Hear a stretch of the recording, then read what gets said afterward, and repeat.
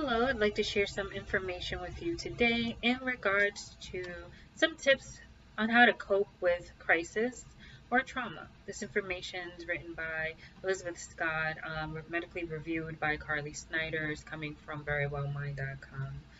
So, all change can bring stress as a byproduct. Sometimes, however, events in our lives are traumatic enough to constitute a crisis, and stress levels are nearly unmanageable. So, such crises include being diagnosed with health conditions, dealing with the aftermath of a natural disaster, affected by a human tragedy. Um, Events of lesser severity can also constitute as a crisis. So, healthy ways to cope with a crisis.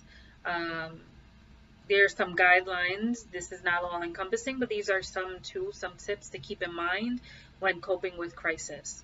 Focus on what is important. When dealing with the aftermath of a crisis, it is important to focus on your resources. Getting through the day is an accomplishment. So, paring down on your responsibilities in order to do just that can be key. Or also finding like supports. If others kind of know of your trauma, chances are they'll be offering assistance or support. Um, let your loved ones lighten the load by assisting, supporting, helping with tasks, or providing supportive ear. You can repay the favor later when you're up to it, and express gratitude, appreciation. Also, with support, I would definitely say seeking the assistance, the support of a mental health provider, like a clinician, a counselor, um, a psychologist that can also support you through those crises, and learning some tools, tips, resources that you can utilize when in crisis to de-escalate and to kind of normalize and stabilize the situation. So also there's another tip in lessening your stress response. So when you experience a crisis, or even when someone close to you experiences a crisis at times, your body's stress response may become triggered and stay triggered, keeping you in a state of constant stress. It may be difficult to feel relaxed in the midst of an aftermath of a crisis. And with practice, techniques of stress relief that can reduce the intensity of your stress levels. Can help you also reverse the stress response and feel more resilient in the face of what's going to happen next, or what is happening in the moment. Also, processing your feelings. Whether you journal, talk to a trusted friend, family member, consult a therapist, it is important to put your words to your experience in order to better integrate it.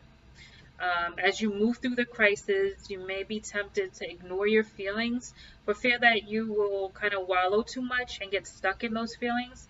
And though processing your feelings allows you to move through them and let them go. Also, a tip: taking care of yourself. In order to avoid adding to your issues, concerns, problems, be sure that you're eating healthy, getting enough sleep, exercising regularly if you are able to, and doing the things that keep your bodies functioning at its best. Also, try doing things you normally would enjoy, whether that's reading a good book, taking a walk, gardening, watching movies, listening to music. Um, that can assist you in relieving some of the stress that you're going through or feeling, experiencing. What's major is also being patient with yourself. So sometimes people who are dealing with crises and or trauma wonder if their negative reactions are signs of weakness, or if they're handling things the right way. While there are more and less healthier ways to deal or handle a troubling situation, be patient with your feelings and your reactions to things. It is natural not to feel like yourself after a major and or minor experience, trauma, crisis. Um, and accepting yourself and your reactions will assist you in feeling better and process those emotions, those thoughts more clearly, efficiently, and easily. Again, kind of piggybacking on what I expressed before, seeking assistance, help, support when needed. If you're experiencing intrusive thoughts and or feelings, having reoccurring nightmares, are unable to move through your life the way that you need or want to because of the reaction of the trauma or to the trauma, even after several weeks, months, you may want to speak to a professional about your situation, what you were experiencing, so that you can get the support that may be necessary. Even if you feel like there are no major problems, and you just feel like it may be a good idea to speak with someone to gain support, um, I would definitely say um, taking care of yourself in or self-care in the way of seeking the support of a mental health provider can be of assistance.